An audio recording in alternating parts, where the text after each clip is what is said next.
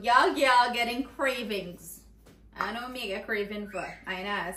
We're gonna make some simply delicious buttermilk biscuit. You need 3 ingredients: self-rising flour, buttermilk, and your butter.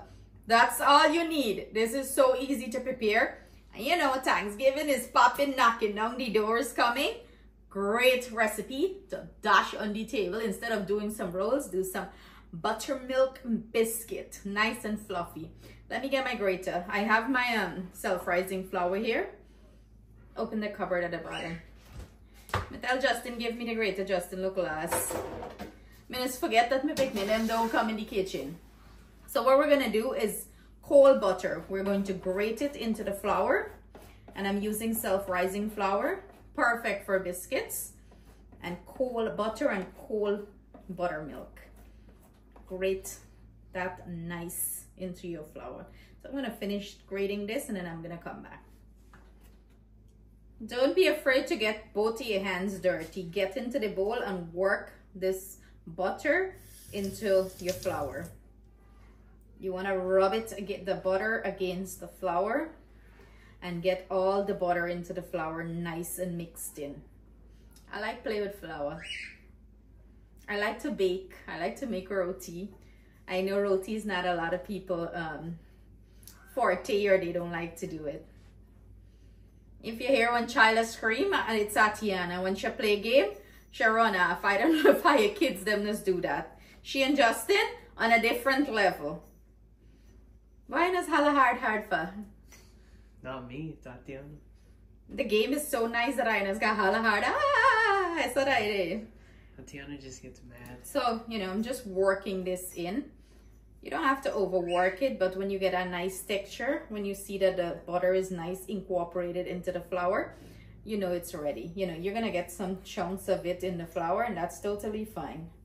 Biscuit like butter and like, you know, the coolness. So we're gonna create nice layers in this biscuit.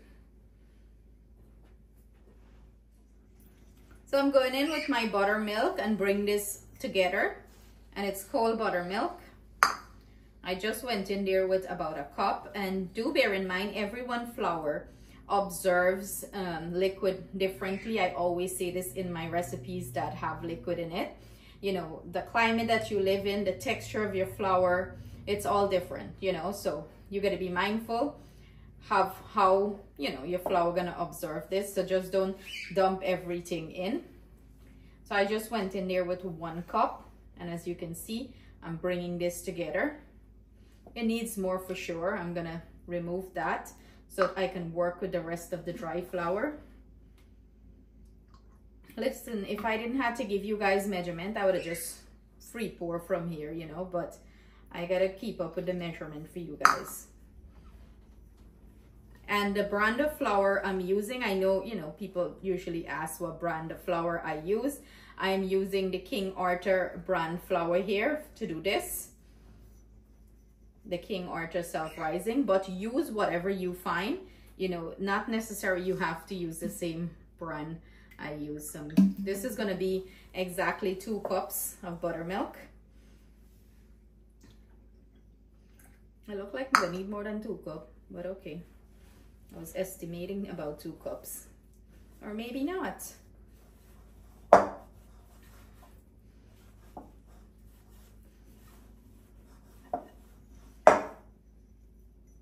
Maybe a quincy bit more, like a teaspoon more. About 2 cups of buttermilk I use here. Put this back into your bowl. And make sure everything is combined together. You just want to remove this for me. I'm going to use the countertop to work this. Oh, it's smelling so good already. It's not even in the oven and it's smelling so good. Transfer this to your countertop.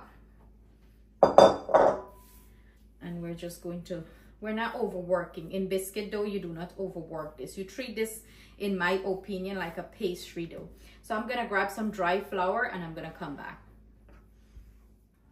So no rolling is required for this. Like if you're making scones, I usually do a couple folds and take my hand and lightly press it out. This is going to create nice layers into the biscuit, flaky, nice layers. And remember, like I said, you do not overwork your biscuit dough. Create a few folds in it, and this is going to create nice layers. If it gets too sticky, go ahead and gradually add a little bit of dry flour to it, and it's the same self-rising flour. But this is looking beautiful already. And you see, I'm gonna bring out me cast iron skillet because I want to be Martha Stewart and be all fancy and cook them in my cast iron skillet. If you get that, just put it on a regular baking pan. That will be totally fine. But you know, I'm having my Martha Stewart moment in the kitchen. I'm allowed to have that, right? Let me get a little dry flour, Justin. Right behind you. Put it in a bowl or something and give it to me. Okay.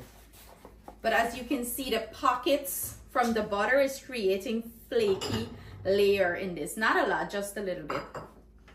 And that's what you want. You want when you bake this, it's nice and golden brown on top, soft and fluffy inside, and have beautiful layers. I have my big biscuit cutter here. We could cut the biscuit. Let me just put a little bit dry flour to it. I don't want it to stick too much, you know. Just a little bit, not a lot. This is going to be a perfect recipe for your Thanksgiving table. Okay, guess them going wild. Where you get this recipe, fans? Then them are over cooking with Ash. So you go over there, she get them.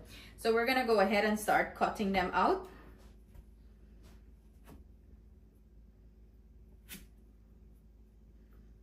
Nice, right?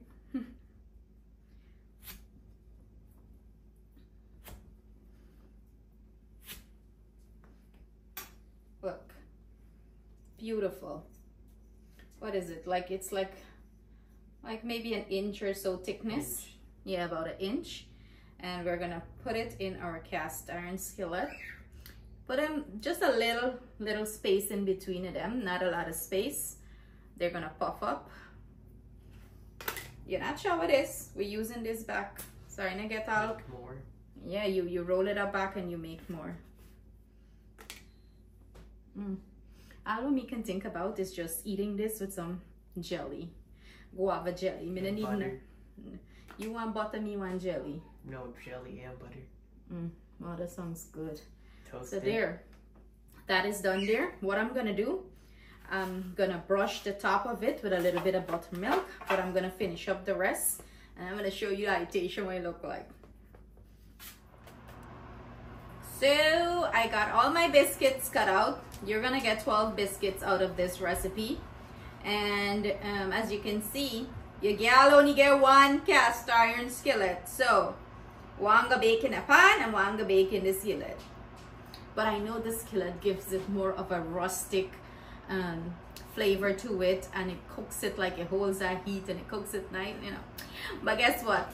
I'll have to invest in more skillet. I'm gonna play Martha Stewart more often. Cast iron skillet. So I'm just glazing the top with a little bit of a buttermilk, and when this finish, we're gonna glaze the top with more butter. Not buttermilk, butter. So I'm preheating my oven to 400 degrees, and we're gonna bake these up until they're nice and golden brown in color. Rich and brown like me, brown sugar girl like me. So see you guys soon. Let's talk beauties. Bake 25 minutes exactly. So what I'm doing is glazing the top with some butter. Ooh, I can't wait to look at all this flakiness, the layers. I can't wait to dig in. Ooh, I can't wait to sink my teeth. I can't wait for you guys to try this recipe. Butter it up. That beautiful glaze on top. Tester in the house. Wait before you bite in. I barely catch them, okay? What do you put in yours? Guava jelly and butter. Guava jelly and butter. You take my guava jelly, you little punk.